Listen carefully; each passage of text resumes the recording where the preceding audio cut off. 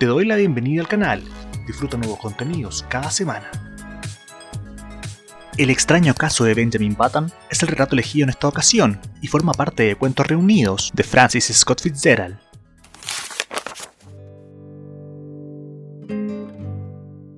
Hasta 1860, lo correcto era nacer en tu propia casa.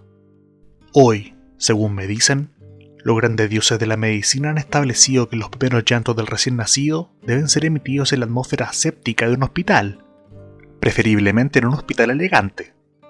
Así que el señor y la señora Button se adelantaron 50 años a la moda cuando decidieron, un día de verano de 1860, que su primer hijo nacería en un hospital. Nunca sabremos si este anacronismo tuvo alguna influencia en la asombrosa historia que estoy a punto de referirles.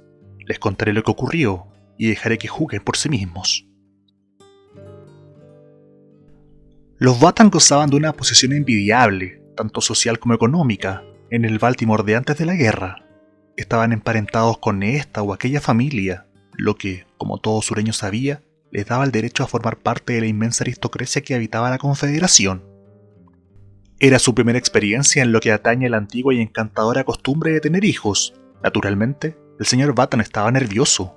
Confiaba en que fuera un niño para poder mandarlo a la Universidad de Yale, en Connecticut, institución en la que el propio señor Button había sido conocido durante 4 años con el apodo, más bien obvio, de Cuello Duro. La mañana de septiembre, consagrada al extraordinario acontecimiento, se levantó muy nervioso a las 6, se vistió, se anudó una impecable corbata y corrió por las calles de Baltimore hasta el hospital, donde averiguaría si la oscuridad de la noche había traído en su seno una nueva vida. A unos 100 metros de la clínica Maryland para damas y caballeros, vio al Dr. King, el médico de cabecera, que bajaba por la escalera principal restregándose las manos como si se las lavara. Como todos los médicos están obligados a hacer, de acuerdo con los principios éticos nunca escritos de la profesión. El señor Roger Button, presidente de Roger Button & Company, ferreteros mayoristas, echó a correr hacia el Dr. King con mucha menos dignidad de lo que se esperaría de un caballero del sur, hijo de aquella época pintoresca. Dr. King llamó. Dr. King. El doctor lo oyó, se volvió y se paró a esperarlo, mientras una expresión extraña se iba dibujando en su severa cara de médico a medida que el señor Button se acercaba. ¿Qué ha ocurrido?, preguntó el señor Button, respirando con dificultad después de su carrera. ¿Cómo ha ido todo? ¿Cómo está mi mujer? ¿Es un niño? ¿Qué ha sido? ¿Qué...? Serénese, dijo el doctor King ásperamente. Parecía algo irritado. ¿Ha nacido el niño?, preguntó suplicante el señor Button. El doctor King frunció el entrecejo. Diantre, sí, supongo, en cierto modo, y volvió a lanzarle una extraña mirada al señor Button. ¿Mi mujer está bien? Sí. ¿Es niño o niña? ¡Y dale!, gritó el doctor King en el colmo de su irritación. Le ruego que le vea a usted mismo. Es indignante. La última palabra cupo casi en una sola sílaba. Luego el doctor King murmuró.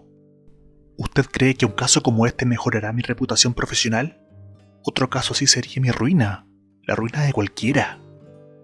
¿Qué pasa?, preguntó el señor Button, aterrado. ¿Trillizos? No, nada de trillizos, respondió el doctor, cortante. Puede ir a verlo usted mismo y buscarse otro médico. Yo lo traje a usted al mundo, joven, y he sido el médico de su familia durante 40 años, pero he terminado con usted. No quiero verle ni a usted ni a nadie de su familia nunca más. Adiós. Se volvió bruscamente y sin añadir palabra, subió a su faetón, que lo esperaba en la calzada, y se alejó muy serio. El señor Button se quedó en la acera, estupefacto y temblando de pies a cabeza. ¿Qué horrible desgracia había ocurrido? De repente había perdido el más mínimo deseo de entrar en la clínica Maryland para damas y caballeros, pero un instante después, haciendo un terrible esfuerzo, se obligó a subir las escaleras y cruzó la puerta principal. Había una enfermera sentada tras una mesa en la penumbra opaca del vestíbulo. Venciendo su vergüenza, el señor Button se le acercó. «Buenos días», saludó la enfermera mirándolo con amabilidad. «Buenos días, soy el señor Button». Una expresión de horror se adueñó del rostro de la chica, que se puso en pie de un salto y pareció a punto de salir volando del vestíbulo. Se dominaba gracias a un esfuerzo ímprobo y evidente. «Quiero ver a mi hijo», dijo el señor Button. La enfermera lanzó un débil grito. «Por supuesto. gritó histéricamente. Arriba, al final de las escaleras, suba. Le señaló la dirección con el dedo, y el señor Button, bañado en sudor frío, dio media vuelta, vacilante, y empezó a subir las escaleras. En el vestíbulo de arriba se dirigió otra enfermera que se le acercó con una palangana en la mano. «Soy el señor Button», consiguió articular. Quiero ver a mi... Clank. La palangana se estrelló contra el suelo y rodó hacia las escaleras. Clank, clank. Empezó un metódico descenso, como si participara en el terror general que había desatado aquel caballero. «¡Quiero ver a mi hijo!» El señor Button casi gritaba. Estaba a punto de sufrir un ataque. Clank. La palangana había llegado a la planta baja. La enfermera recuperó el control de sí misma y lanzó al señor Button una mirada de auténtico desprecio. «De acuerdo, señor Button», consiguió con voz sumisa. «Muy bien, pero si usted supiera cómo estábamos todos esta mañana, es algo sencillamente indignante. Esta clínica no conservará ni sombra de su reputación después de...» «¡Rápido!», gritó el señor Button con voz ronca. «No puedo soportar más esta situación». «Venga entonces por aquí, señor Button». Se arrastró penosamente tras ella. Al final de un largo pasillo, llegaron a una sala de la que salía un coro de aullidos. Una sala que, de hecho, sería conocida en el futuro como la sala de los lloros. Entraron. Alineadas a lo largo de las paredes, había media docena de cunas con ruedas, esmaltadas de blanco, cada una con una etiqueta pegada en la cabecera. «Bueno», resopló el señor Button, «¿cuál es el mío?» «Aquel», dijo la enfermera. Los ojos del señor Button siguieron la dirección que señalaba el dedo de la enfermera, y esto es lo que vieron. Envuelto en una voluminosa manta blanca, casi saliéndose de la cuna, había sentado un anciano que aparentaba unos 70 años.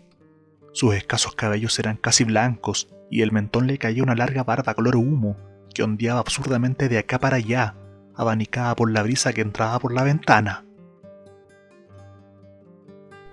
El anciano miró al señor Button con ojos desvaídos y marchitos, en los que se echaba una interrogación que no hallaba respuesta.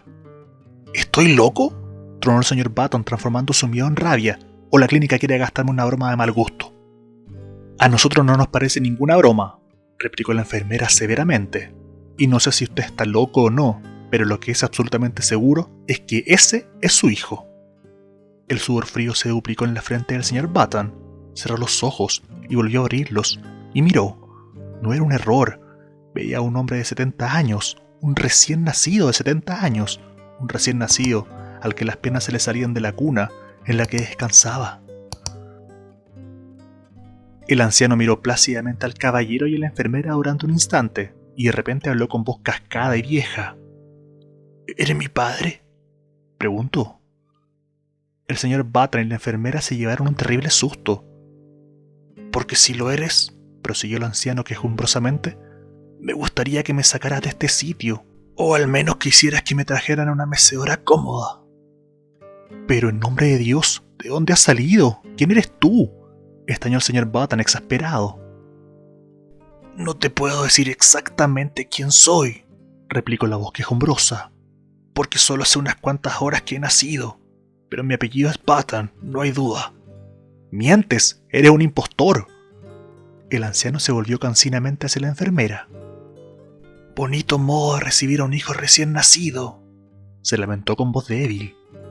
«Dígale que se equivoca, ¿quiere?» «Se equivoca, señor Button», dijo severamente la enfermera. «Este es su hijo. Debería asumir la situación de la mejor manera posible. Nos vemos en la obligación de pedirle que se lo lleve a casa cuanto antes. Hoy, por ejemplo». «¿A casa?», repitió el señor Button con voz incrédula. «Sí, no podemos tenerlo aquí. No podemos, de verdad. ¿Comprende?» «Yo me alegraría mucho», se quejó el anciano. «Menudo sitio. Vamos, el sitio ideal para albergar a un joven de gustos tranquilos. Con todos estos chillidos y llantos, no he podido pegar ojo. He pedido algo de comer». Aquí su voz alcanzó una aguda nota de protesta. «Y me han traído una botella de leche». El señor Button se dejó caer en un sillón junto a su hijo y escondió la cara entre las manos. «Dios mío», murmuró aterrorizado. «¿Qué va a decir la gente? ¿Qué voy a hacer?» «Tiene que llevárselo a casa», insistió la enfermera. «Inmediatamente». Una imagen grotesca se materializó con tremenda nitidez ante los ojos del hombre atormentado. Una imagen de sí mismo paseando por las abarrotadas calles de la ciudad con aquella espantosa aparición, renqueando a su lado. «No puedo hacerlo, no puedo», gimió. La gente se pararía a preguntarle, ¿y qué iba a decirles? ¿Tendría que presentar a ese septuagenario? «Este es mi hijo, ha nacido esta mañana temprano», y el anciano se acurrucaría bajo la manta y seguiría en su camino penosamente, pasando por delante de las tiendas atestadas y el mercado de esclavos. Durante un oscuro instante, el señor Button deseó fervientemente que su hijo fuera negro, por delante de las lujosas casas de los barrios residenciales y el asilo de ancianos. «Vamos, cálmese», ordenó la enfermera. «Mire», anunció de repente el anciano, «si usted cree que me voy a ir a casa con esta manta, se equivoca de medio a medio». Los niños pequeños siempre llevan mantas. Con una risa maliciosa, el anciano sacó un pañal blanco. «Mire», dijo con voz temblorosa, «mire lo que me han preparado». «Los niños pequeños siempre llevan eso», dijo la enfermera remilgadamente. «Bueno», dijo el anciano, «pues este niño no va a llevar nada puesto dentro de 2 minutos. Esta manta pica. Me podrían haber dado por lo menos una sábana». «Déjatela, déjatela», se apresuró a decir el señor Button. Se volvió hacia la enfermera. «¿Qué hago?» «Vaya al centro y cómprele a su hijo algo de ropa». La voz del anciano siguió al señor Button hasta el vestíbulo. «Y un bastón, papá. Quiero un bastón». El señor Button salió dando un terrible portazo.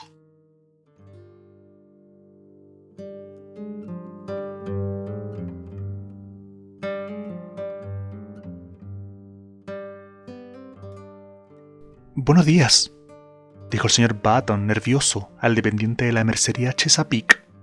«Quisiera comprar ropa para mi hijo». «¿Qué edad tiene su hijo, señor?» «6 horas», respondió el señor Button, sin pensárselo 2 veces. «La sección de bebé está en la parte de atrás». «Bueno, no creo. No estoy seguro de lo que busco. Es un niño extraordinariamente grande. Excepcionalmente grande». «Allí puede encontrar tallas grandes para bebés». «¿Dónde está la sección de chicos?», preguntó el señor Button, cambiando desesperadamente de tema. Tenía la impresión de que el dependiente se había olido ya su vergonzoso secreto. «Aquí mismo». «Bueno», el señor Button dudó. Le repugnaba la idea de vestir a su hijo con ropa de hombre.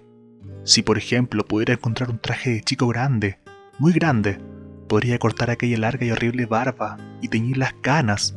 Así conseguiría disimular los peores detalles y conservar algo de su dignidad, por no mencionar su posición social en Baltimore. Pero la búsqueda afanosa por la sección de chicos fue inútil. No encontró ropa adecuada para el Button que acababa de nacer. Roger Button le echaba la culpa a la tienda, claro está. En semejantes casos lo apropiado es echarle la culpa a la tienda. «¿Qué edad me ha dicho que tiene su hijo?», preguntó el dependiente con curiosidad. «Tiene 16 años». «Ah, perdone, había entendido 6 horas. Encontrará la sección de jóvenes en el siguiente pasillo». El señor Button se alejó con aire triste. De repente se paró radiante y señaló con el dedo hacia un maniquí del escaparate. «Aquel», exclamó, «me llevo ese traje, el que lleva el maniquí». El dependiente lo miró asombrado. «Pero hombre», protestó, «ese no es un traje para chicos. Podría ponérselo un chico, sí, pero es un disfraz. También se lo podría poner usted».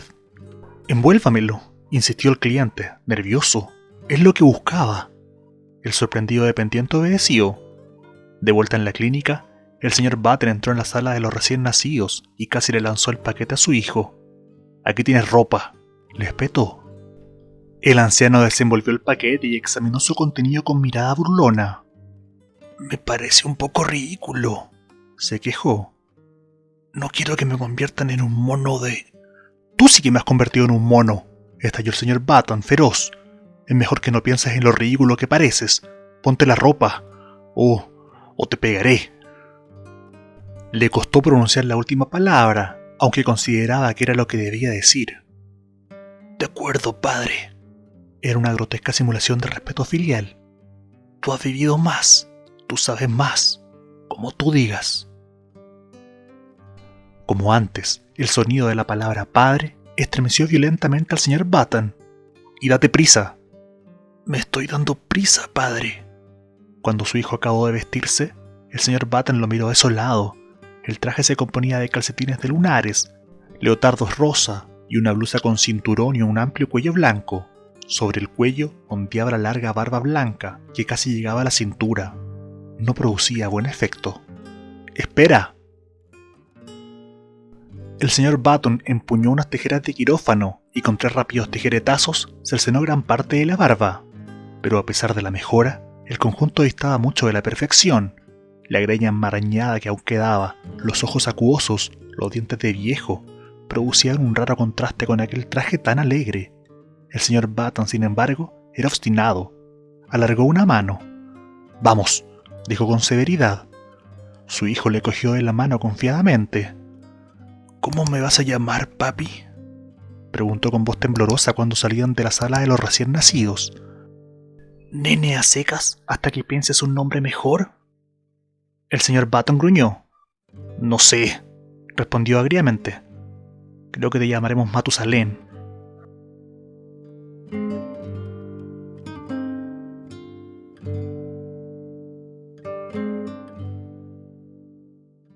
Incluso después de que al nuevo miembro de la familia Button le cortaran el pelo y se lo tiñeran de un negro desvaído y artificial, y lo afeitaran hasta el punto de que le resplandeciera la cara, y lo equiparan con ropa de muchachito hecha a la medida por un sastre estupefacto, era imposible que el señor Button olvidara que su hijo era un triste remedio de primogénito.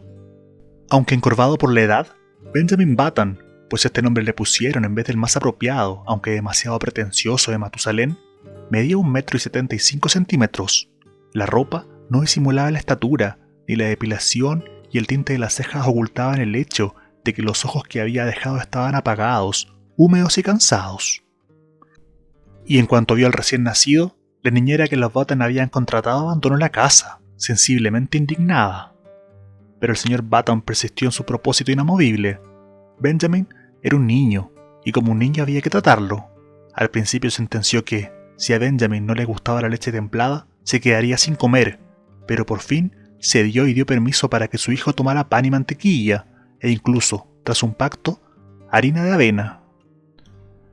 Un día llevó a casa un sonajero y dándoselo a Benjamin, insistió, en términos que no admitían réplica, en que debía jugar con él. El anciano cogió el sonajero con expresión de cansancio, y todo el día pudieron oír cómo lo agitaba de vez en cuando obedientemente. Pero no había duda de que el sonajero lo aburría y de que disfrutaba de otras diversiones más reconfortantes cuando estaba solo. Por ejemplo, un día el señor Button descubrió que la semana anterior había fumado muchos más puros de los que acostumbraba, fenómeno que se aclaró días después cuando, al entrar inesperadamente en el cuarto del niño, lo encontró inmerso en una vaga humareda, azulada, mientras Benjamin, con expresión culpable, trataba de esconder los restos de un habano. Aquello exigía, como es natural, una buena paliza, pero el señor Button no se sintió con fuerzas para administrarla. Se limitó a advertirle a su hijo que el humo frenaba el crecimiento. El señor Button, a pesar de todo, persistió en su actitud.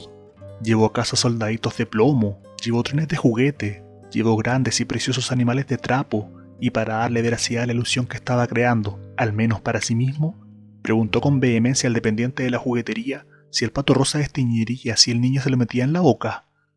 Pero a pesar de los esfuerzos paternos, a Benjamin nada de aquello le interesaba.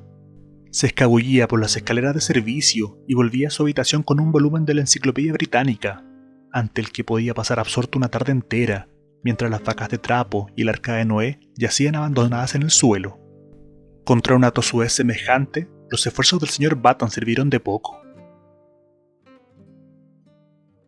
Fue enorme la sensación que, en un primer momento, causó en Baltimore. Lo que aquella desgracia podría haberles costado a los Button y a sus parientes no podemos calcularlo, porque el estallido de la guerra civil dirigió la atención de los ciudadanos hacia otros asuntos. Hubo quienes, irreprochablemente corteses, se devanaron los sesos para felicitar a los padres, y al fin se les ocurrió la ingeniosa estratagema de decir que el niño se parecía a su abuelo, lo que, dadas las condiciones de normal decadencia comunes a todos los hombres de 70 años, resultaba innegable. A Roger Button y su esposa no les agradó, y el abuelo de Benjamin se sintió terriblemente ofendido.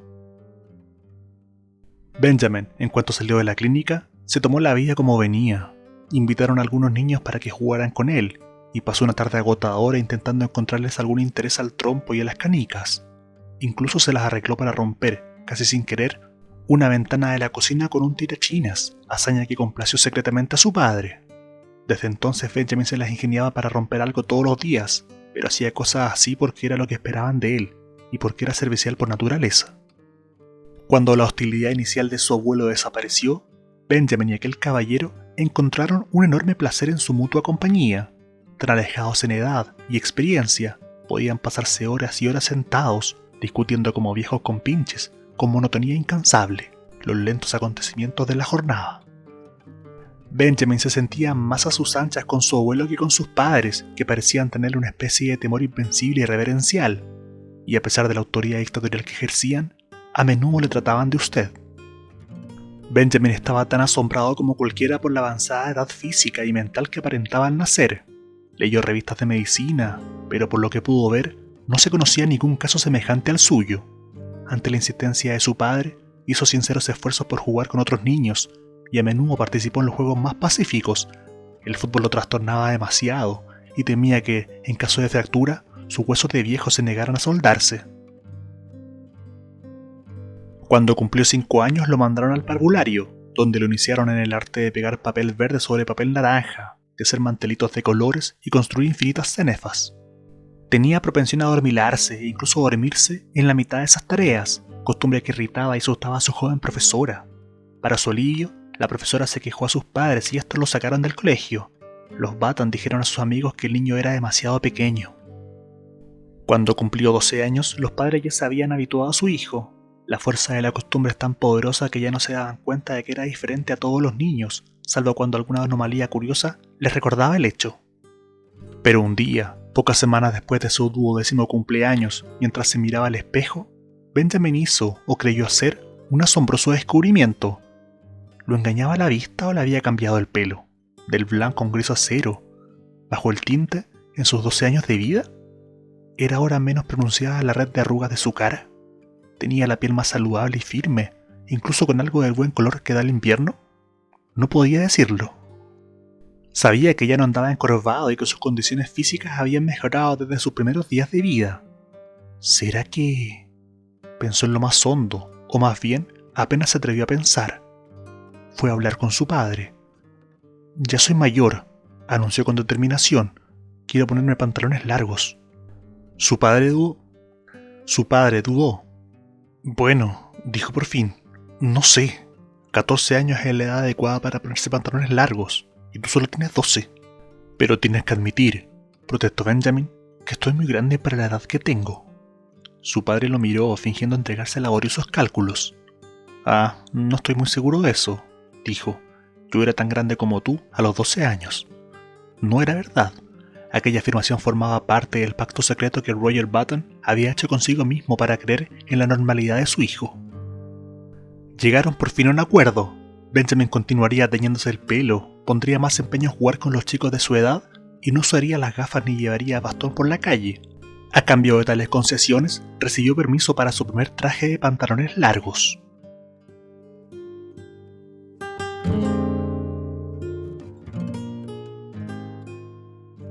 No me extenderé demasiado sobre la vida de Benjamin Button entre los 12 y los 20 años.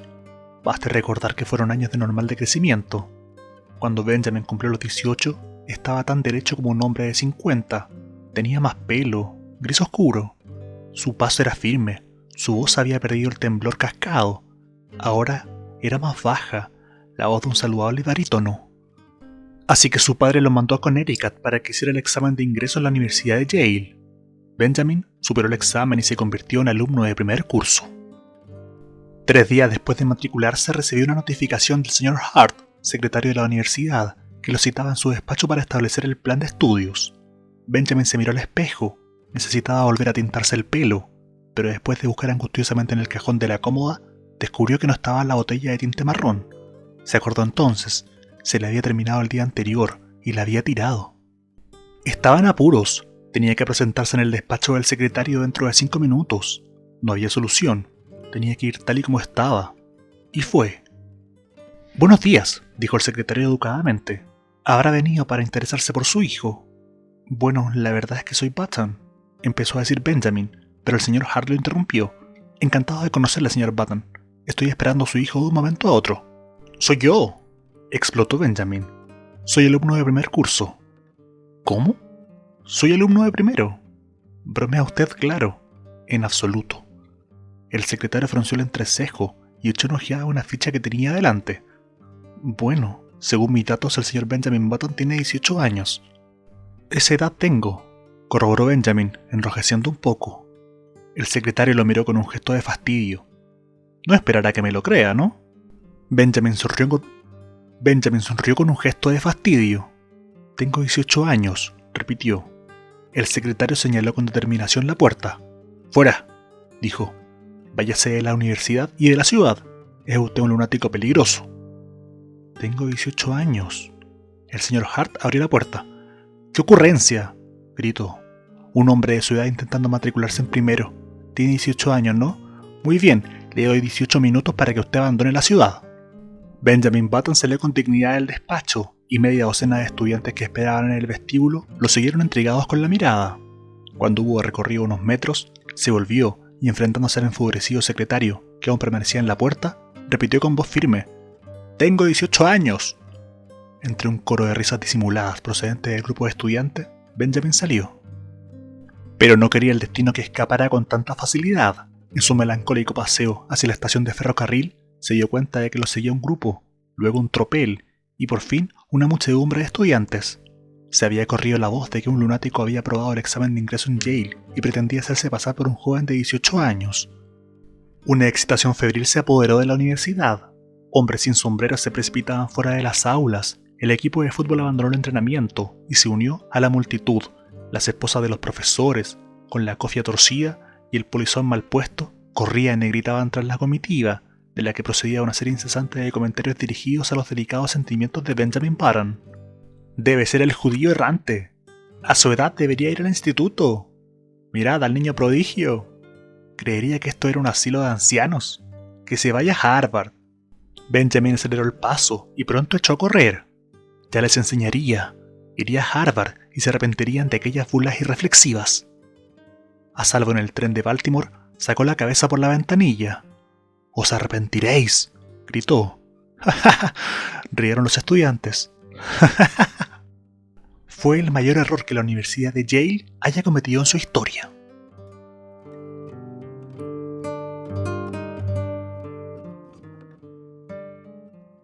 En 1880, Benjamin Button tenía 20 años y celebró su cumpleaños comenzando a trabajar en la empresa de su padre, Roger Button and Company, ferreteros mayoristas. Aquel año también empezó a alternar en sociedad, es decir, su padre se empeñó en llevarlo a algunos bailes elegantes. Roger Button tenía entonces 50 años y él y su hijo se entendían cada vez mejor. De hecho, desde que Benjamin había dejado de tintarse el pelo, todavía canoso, parecían más o menos de la misma edad y podrían haber pasado por hermanos. Una noche de agosto salieron en el faetón vestidos de etiqueta, camino de un baile en la casa de campo de los Shevlin, justo a la salida de Baltimore. Era una noche magnífica.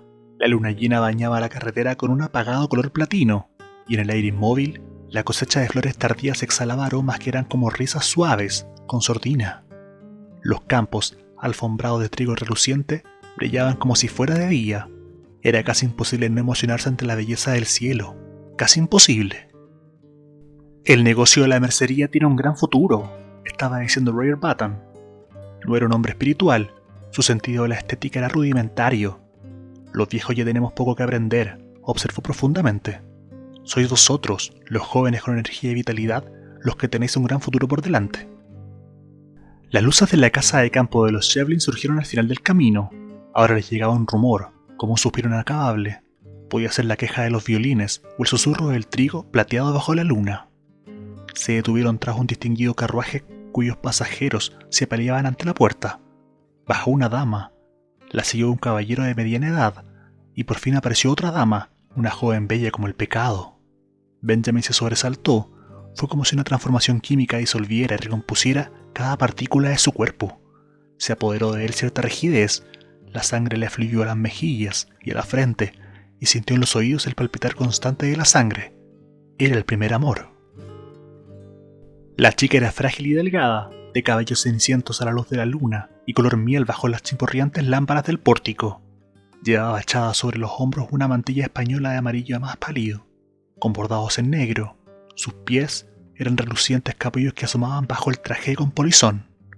Roger Button se acercó confidencialmente a su hijo. «Esa», dijo, «es la joven Hildegard Moncrieff, la hija del general Moncrieff». Benjamin asintió con frialdad. «Una criatura preciosa», dijo con indiferencia, pero en cuanto el criado negro se hubo llevado del carruaje, añadió: «¿Podrías presentármela, papá?». Se acercaron a un grupo en el que la señorita Moncrieff era el centro. Educada según las viejas tradiciones, se inclinó ante Benjamin. Sí, le concedería un baile. Benjamin le dio las gracias y se alejó tambaleándose. La espera hasta que llegara su turno se hizo interminablemente larga. Benjamin se quedó cerca de la pared, callado, inescrutable, mirando con ojos asesinos a los aristocráticos jóvenes de Baltimore que mariposeaban alrededor de Hildegard Moncrieff con caras de apasionada admiración. Qué detestables le parecían a Benjamin, qué intolerablemente sonrosados. Aquellas barbas morenas y rizadas le provocaban una sensación parecida a la indigestión. Pero cuando llegó su turno y se deslizaba con ella por la movediza pista de baile al compás del último vals de París, la angustia y los celos se derritieron como un manto de nieve. Ciego de placer, hechizado, sintió que la vida acababa de empezar. «Usted y su hermano llegaron cuando llegábamos nosotros, ¿verdad?», preguntó Hildegard, mirándolo con ojos que brillaban como esmalte azul. Benjamin dudó. Si Hildegard lo tomaba por el hermano de su padre, ¿debía aclarar la confusión? Recordó su experiencia en Yale y decidió no hacerlo. Sería una descortesía contradecir a una dama. Sería un crimen echar a perder aquella exquisita oportunidad con la grotesca historia de su nacimiento. Más tarde, quizá, así que asintió, sonrió, escuchó, fue feliz. «Me gustan los hombres de su edad», decía Hildegard. «Los jóvenes son tan tontos. Me cuentan cuánto champán bebieron en la universidad y cuánto dinero perdieron jugando las cartas. Los hombres de su edad saben apreciar a las mujeres». Benjamin sintió que estaba a punto de declararse. Dominó la tentación con esfuerzo. «Usted está en la edad romántica», continuó Hildegard. 50 años. A los 25 los hombres son demasiado mundanos. A los 30 están atosigados por el exceso de trabajo. Los 40 son la edad de las historias largas. Para contarlas se necesita un puro entero. Los 60... los 60 están demasiado cerca de los 70. Pero los 50 son la edad de la madurez. Me encantan los 50. Los 50 le parecieron a Benjamin una edad gloriosa. Deseó apasionadamente tener 50 años. «Siempre lo he dicho», continuó Hildegard. «Prefiero casarme con un hombre de 50 años y que me cuide, a casarme con uno de 30 y cuidar de él». Para Benjamin, el resto de la velada estuvo bañado por una neblina color miel.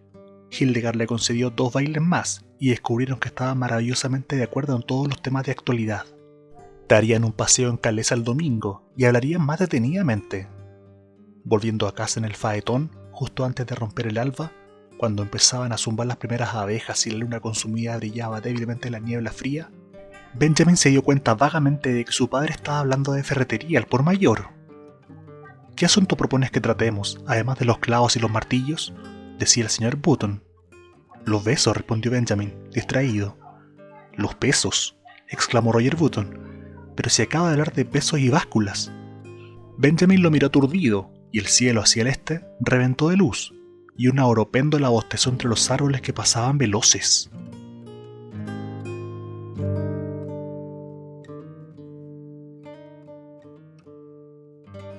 Cuando, 6 meses después, se supo la noticia del enlace entre la señorita Hildegard Moncrieff y el señor Benjamin Button, y digo se supo la noticia porque el general Moncrieff declaró que prefería arrojarse sobre su espada antes que anunciarlo, la conmoción de la alta sociedad de Baltimore alcanzó niveles febriles. La casi olvidada historia del nacimiento de Benjamin fue recordada y propalada escandalosamente a los 4 vientos de los modos más picarescos e increíbles. Se dijo que, en realidad, Benjamin era el padre de Roger Button, que era un hermano que había pasado 40 años en la cárcel, que era el mismísimo John Wilkes Booth, disfrazado, y que 2 cuernecillos despuntaban en su cabeza. Los suplementos dominicales de los periódicos de Nueva York explotaron el caso con fascinantes ilustraciones que mostraban la cabeza de Benjamin Button acoplada al cuerpo de un pez o de una serpiente, o rematando una estatua de bronce. Llegó a ser conocido en el mundo periodístico como el misterioso hombre de Maryland, pero la verdadera historia, como suele ser normal, apenas tuvo difusión. Como quiere que fuera, todos coincidieron con el general Moncrief. Era un crimen que una chica encantadora, que podía haberse casado con el mejor galán de Baltimore, se arrojara en brazos de un hombre que tenía por lo menos 50 años. Fue inútil que el señor Roger Button publicara el certificado de nacimiento de su hijo en grandes caracteres en el Blaze de Baltimore. Nadie lo creyó. Bastaba tener ojos en la cara y mirar a Benjamin. Por lo que se refiere a las dos personas a quienes más concernía el asunto, no hubo vacilación alguna. Circulaban tantas historias falsas acerca de su prometido que Hildegard se negó terminantemente a creer la verdadera. Fue inútil que el general Moncrief le señalara el alto índice de mortalidad entre los hombres de 50 años, o al menos entre los hombres que aparentaban 50 años, e inútil que le hablara de la inestabilidad del negocio de la ferretería al por mayor. Hildegard eligió casarse con la madurez, y se casó.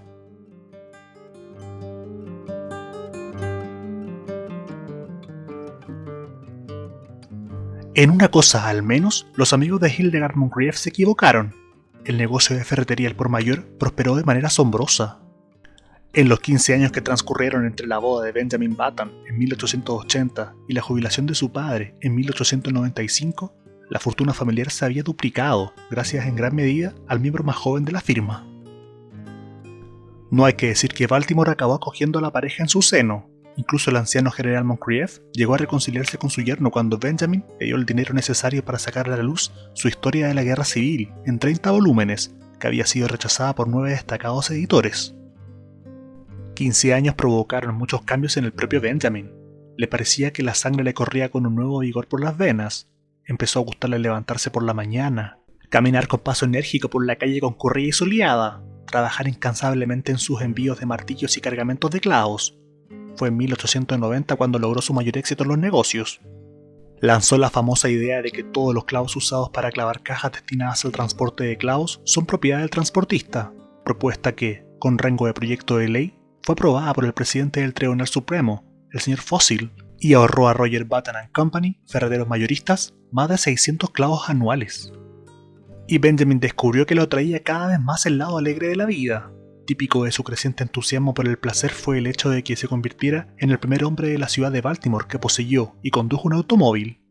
Cuando se lo encontraban por la calle, sus coetáneos lo miraban con envidia. Tal era su imagen de salud y vitalidad. Parece que está más joven cada día, observaban. Y si el viejo Roger Button, ahora de 65 años, no había sabido darle a su hijo una bienvenida adecuada, acabó reparando su falta colmándolo de atenciones que rozaban la adulación. Llegamos a un asunto desagradable, sobre el que pasaremos lo más rápidamente posible. Solo una cosa preocupaba a Benjamin Button: su mujer había dejado de atraerle. En aquel tiempo, Hildegard era una mujer de 35 años, con un hijo, Roscoe, de 14. En los primeros días de su matrimonio, Benjamin había sentido adoración por ella, pero con los años su cabellera color miel se volvió castaña, vulgar, y el esmalte azul de sus ojos adquirió el aspecto de la loza barata. Además, y por encima de todo, Hildegard había ido moderando sus costumbres, demasiado plácida, demasiado satisfecha, demasiado anémica en sus manifestaciones de entusiasmo. Sus gustos eran demasiado sobrios.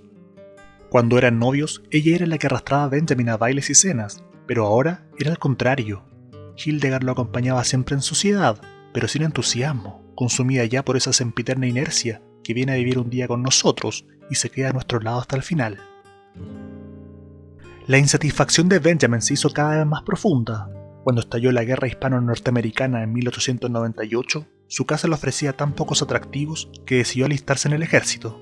Gracias a su influencia en el campo de los negocios, obtuvo el grado de capitán y demostró tanta eficacia que fue ascendido a mayor y por fin a teniente coronel, justo a tiempo para participar en la famosa carga contra la colina de San Juan. Fue herido levemente y mereció una medalla. Benjamin estaba tan apegado a las actividades y las emociones del ejército que lamentó tener que licenciarse, pero los negocios exigían su atención, así que renunció a los galones y volvió a su ciudad. Una banda de música lo recibió en la estación y lo escoltó hasta su casa.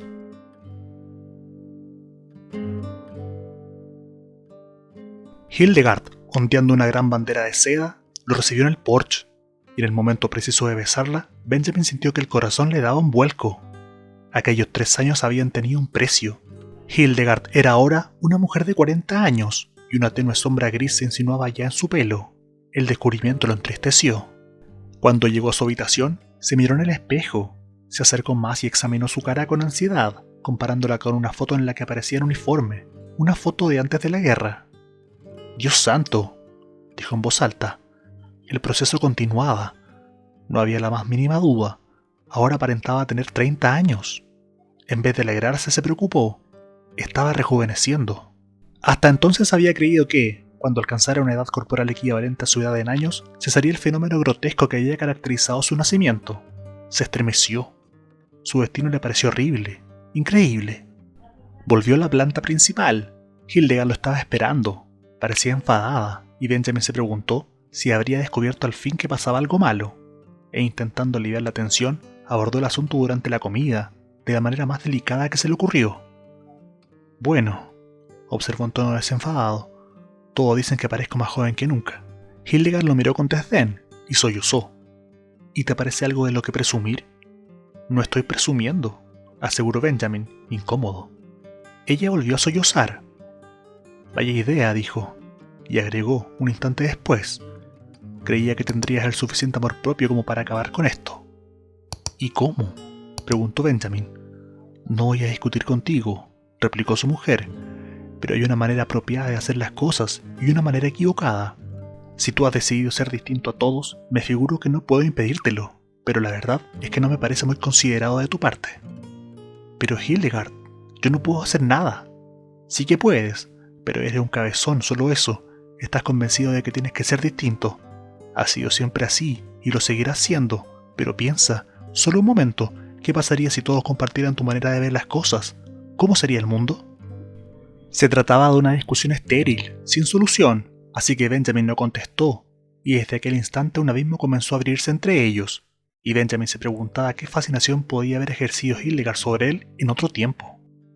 Y para ahondar la brecha, Benjamin se dio cuenta de que a medida que el nuevo siglo avanzaba, se fortalecía su sed de diversiones.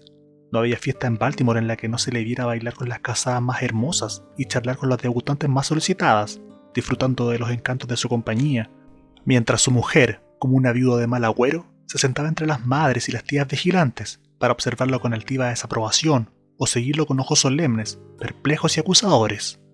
«Mira», comentaba la gente, «qué lástima, un joven de esa edad casado con una mujer de 45 años, debe de tener por lo menos 20 años menos que su mujer». Habían olvidado, porque la gente olvida inevitablemente, que ya en 1880 sus papás y sus mamás también habían hecho comentarios sobre aquel matrimonio mal emparejado. Pero la gran variedad de sus nuevas aficiones compensaba la creciente infelicidad hogareña de Benjamin. Descubrió el golf y tuvo grandes éxitos.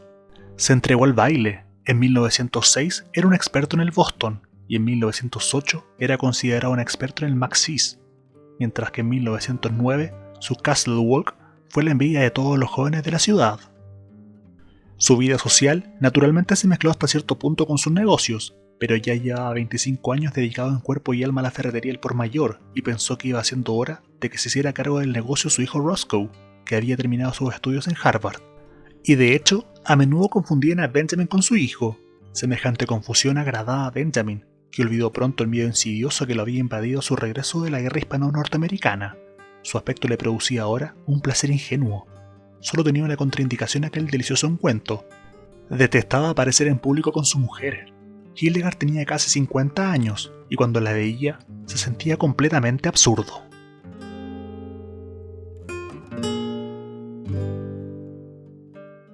Un día de septiembre de 1910, pocos años después de que el joven Roscoe Button se hiciera cargo de la Ryder Button & Company, ferreteros mayoristas, un hombre que aparentaba unos 20 años se matriculó como alumno de primer curso en la Universidad de Harvard, en Cambridge.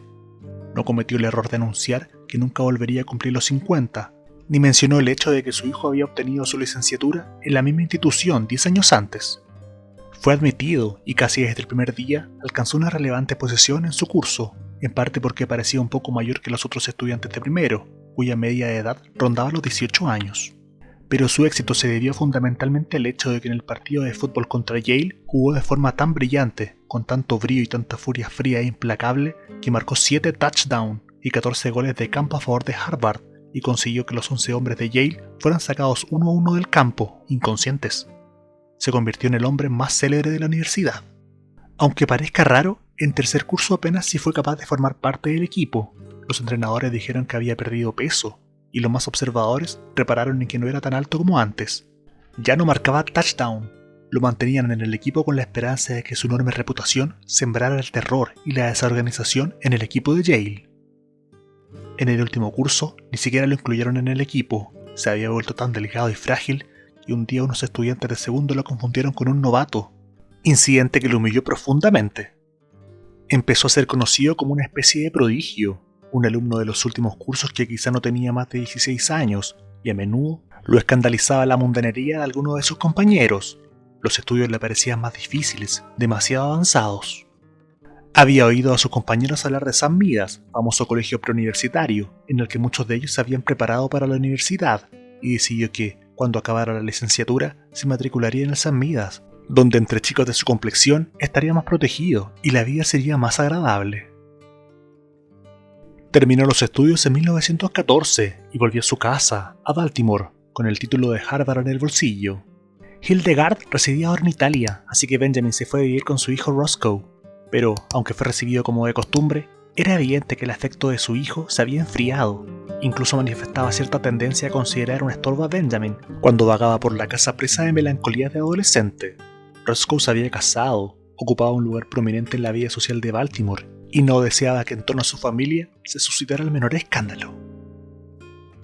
Benjamin ya no era persona grata entre las debutantes y los universitarios más jóvenes y se sentía abandonado, muy solo, con la única compañía de 3 o 4 chicos de la vecindad, de 14 o 15 años. Recordó el proyecto de ir al colegio de St. Midas. «Oye», le dijo a Roscoe un día, «¿cuántas veces tengo que decirte que quiero ir al colegio?» «Bueno, pues ve entonces», abrevió Roscoe. El asunto le desagradaba y deseaba evitar la discusión. «No puedo ir solo», dijo Benjamin, vulnerable. «Tienes que matricularme y llevarme tú». «No tengo tiempo», declaró Roscoe con brusquedad. Entrecerró los ojos y miró preocupado a su padre. «El caso es», añadió, «que ya está bien. Podrías pararte ya, ¿no? Sería mejor». Se interrumpió y su cara se volvió roja mientras buscaba las palabras. «Tienes que dar un giro de 180 grados, empezar de nuevo pero en dirección contraria. Esto ya ha ido demasiado lejos para ser una broma. Ya no tiene gracia. Tú... ya es hora de que te portes bien». Benjamin lo miró, al borde de las lágrimas. «Y otra cosa», continuó Roscoe, «cuando haya visita en casa, quiero que me llames tío, no Roscoe, sino tío, ¿comprendes? Parece absurdo que un niño de 15 años me llame por mi nombre de pila. Quizá harías bien en llamarme tío siempre, así te acostumbrarías». Después de mirar severamente a su padre, Roscoe le dio la espalda.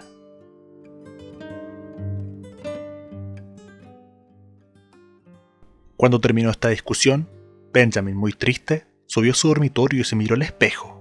No se afeitaba desde hacía 3 meses, pero apenas si se descubría en la cara una pelusilla incolora que no valía la pena tocar. La primera vez que, en vacaciones, volvió de Harvard, Roscoe se había atrevido a sugerirle que debía llevar gafas y una barba postiza pegada a las mejillas. Por un momento pareció que iba a repetirse la farsa de sus primeros años, pero la barba le picaba y le daba vergüenza. Benjamin lloró, y Roscoe había acabado cediendo a regañadientes. Benjamin abrió un libro de cuento para niños, Los Boy Scouts en la bahía de Bimini, y comenzó a leer, pero no podía quitarse de la cabeza la guerra. Hacía un mes que Estados Unidos se había unido a la causa aliada, y Benjamin quería alistarse, pero 16 años era la edad mínima, y Benjamin no parecía tenerlos. De cualquier modo, su verdadera edad, 55 años, también lo inhabilitaba para el ejército. Llamaron a la puerta y el mayordomo apareció con una carta con gran membrete oficial en una esquina, dirigida al señor Benjamin Button. Benjamin la abrió, rajando el sobre con impaciencia, y leyó la misiva con deleite. Muchos militares de alta graduación, actualmente en la reserva, que habían prestado servicio durante la guerra con España, estaban siendo llamados al servicio con un rango superior. Con la carta se adjuntaba su nombramiento como general de brigada del ejército de Estados Unidos y la orden de incorporarse inmediatamente. Benjamin se puso en pie de un salto, casi temblando de entusiasmo. Aquello era lo que había deseado. Cogió su gorra y 10 minutos después entraba en una gran sastrería de Charles Street y con insegura voz de tiple ordenaba que le tomaran medidas para el uniforme.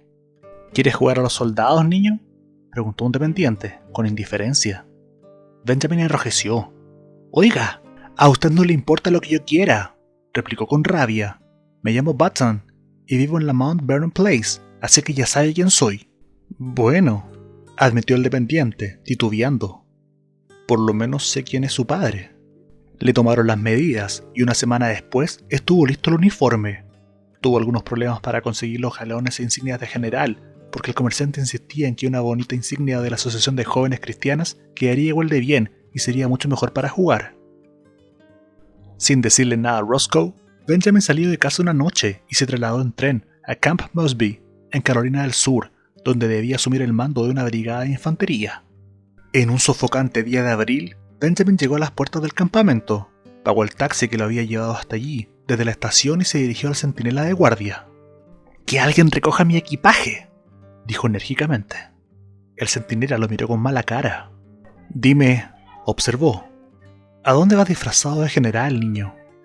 Benjamin, veterano de la guerra hispano-norteamericana, se volvió hacia el soldado echando chispas por los ojos, pero por desgracia, con voz aguda e insegura. «¡Cuádrese!», intentó decir con voz de trueno. Hizo una pausa para recobrar el aliento e inmediatamente vio cómo el centinela entrechocaba los talones y presentaba armas. Benjamin disimuló una sonrisa de satisfacción, pero cuando miró a su alrededor, la sonrisa se le heló en los labios. No había sido él la causa de aquel gesto de obediencia, sino un imponente coronel de artillería que se acercaba a caballo. «¡Coronel!», llamó Benjamin con voz aguda. El coronel se acercó, tiró de las riendas y lo miró fríamente desde lo alto, con un extraño centelleo en los ojos. «¿Quién eres, niño? ¿Quién es tu padre?», preguntó afectuosamente. «Ya le enseñaré yo quién soy», contestó Benjamin con voz fiera. «Baja inmediatamente del caballo». El coronel se rió a carcajadas. «¿Quieres mi caballo, general?». «Tenga», gritó Benjamin exasperado. «Lea esto», y tendió su nombramiento al coronel. El coronel lo leyó y los ojos se le salían de las órbitas. «¿Dónde lo has conseguido?», preguntó, metiéndose el documento en su bolsillo. «Me lo ha mandado el gobierno, como usted descubrirá enseguida». «Acompáñame», dijo el coronel, con una mirada extraña. «Vamos al puesto de mando, allí hablaremos. Venga, vamos». El coronel dirigió su caballo, al paso, hacia el puesto de mando, y Benjamin no tuvo más remedio que seguirlo con toda la dignidad de la que era capaz, prometiéndose mientras tanto una dura venganza. Pero la venganza no llegó a materializarse. Se materializó unos días después su hijo Roscoe, que llegó de Baltimore acalorado y de mal humor por el viaje inesperado, y escoltó al lloroso general, sin uniforme, de vuelta a casa.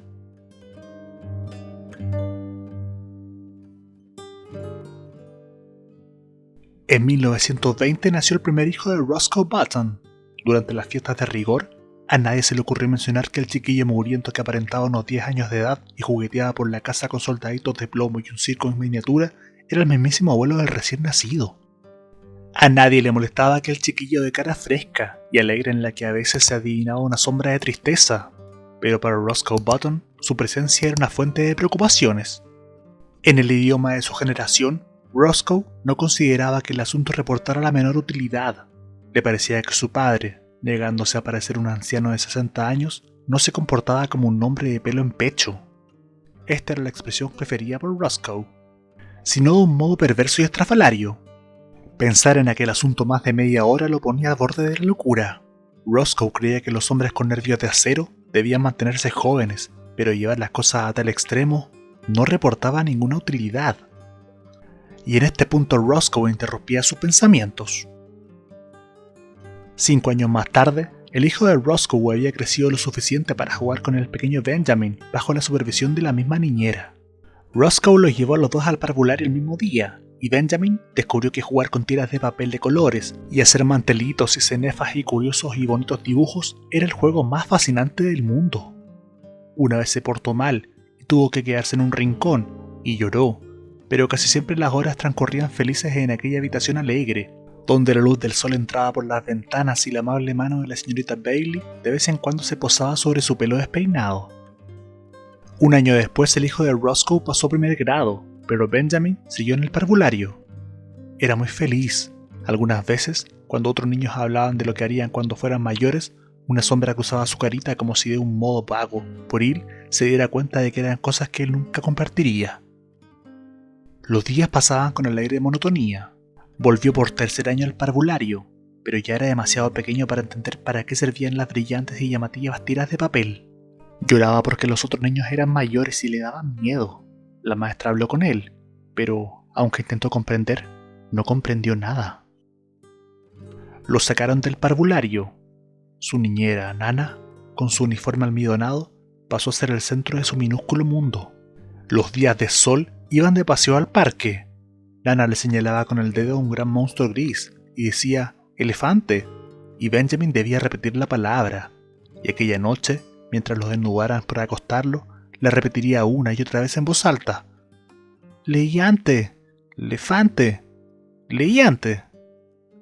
Algunas veces Nana le permitiría saltar en la cama, y entonces se lo pasaba muy bien, porque si te sentabas exactamente como debías, rebotabas, y si decías «¡Ah!» durante mucho tiempo mientras dabas saltos, conseguías un efecto vocal intermitente muy agradable.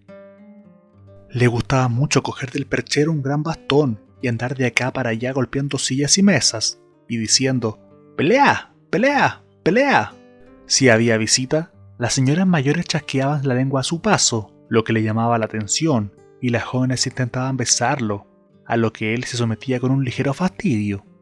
Y cuando el largo día acababa, a las 5 en punto, Nana lo llevaba arriba y le daba cucharadas de harina de avena y unas papillas estupendas. No había malos recuerdos en su sueño infantil. No le quedaban recuerdos de sus magníficos días universitarios ni de los años espléndidos en que rompía el corazón de tantas chicas. Solo existían las blancas y seguras paredes de su cuna, y Nana, y un hombre que venía a verlo de vez en cuando, y una inmensa esfera anaranjada que Nana le enseñaba un segundo antes del crepúsculo y a la hora de dormir, a la que Nana llamaba el sol. Cuando el sol desaparecía, los ojos de Benjamin se cerraban, soñolientos, y no había sueños. Ningún sueño venía a perturbarlo. El pasado, la salvaje carga al frente de sus hombres contra la colina de San Juan, los primeros años de su matrimonio, cuando se quedaba trabajando hasta muy tarde en los anocheceres veraniegos de la ciudad presurosa, trabajando por la joven Hildegard, a la que quería, y antes, aquellos días en que se sentaba a jugar con su abuelo, hasta bien entrada la noche en la vieja y lóbrega casa de los Button, en Monroe Street. Todo se había desvanecido como un sueño inconsistente, pura imaginación, como si nunca hubiera existido. No se acordaba de nada, no recordaba con claridad si la leche de su última comida estaba templada o fría, ni el paso de los días. Solo existían su cuna y la presencia familiar de Nana, y aparte de eso, no se acordaba de nada. Cuando tenía hambre lloraba, eso era todo. Durante las tardes y las noches respiraba y lo envolvían suaves murmullos y susurros que apenas oía, y olores casi indistinguibles, y luz y oscuridad. Luego fue todo oscuridad, y su blanca cuna y los rostros confusos que se movían por encima de él, y el tibio y dulce aroma de la leche, acabaron de desvanecerse. Muchas gracias por quedarte hasta el final. Ahora te presento 2 opciones de videos que podrían gustarte. Suscríbete y no te pierdas ningún contenido.